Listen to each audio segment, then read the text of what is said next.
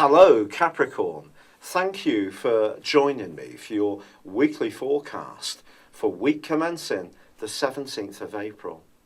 Mars and both Mercury have been bolstering your spirits of late.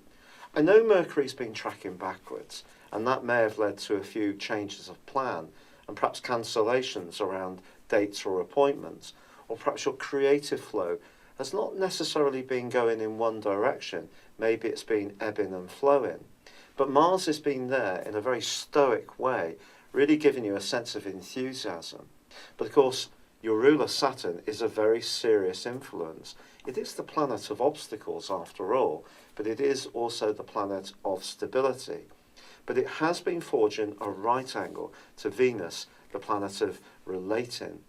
Now that may have made you feel a bit less free with how you've been feeling about situations, despite this bubbly energy coming from your fifth house through Mars and Mercury. Well, the wonderful news this week, Capricorn, is the Sun is set to move into your fifth house. Here is the happiest location of the whole year because essentially this corresponds to the energy of the Sun in Leo.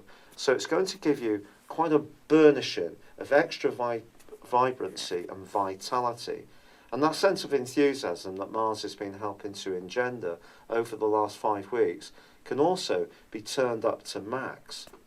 But Saturn is continuing to forge that tricky angle to Venus.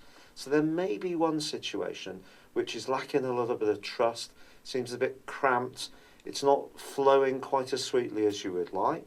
But ironically, Venus forges a beautiful link in the early part of this week with Mars. So you could find yourself actually having a very constructive conversation. But I think it's all about who you can really trust and rely upon. Because if there is someone around you that you're not so sure about, that's something that you may have to become more realistic about. However, there are some other changes this week because on Friday, Mars moves into an ultra practical part of your scope for the following 6 weeks, where you'll be able to work incredibly hard in that period of time.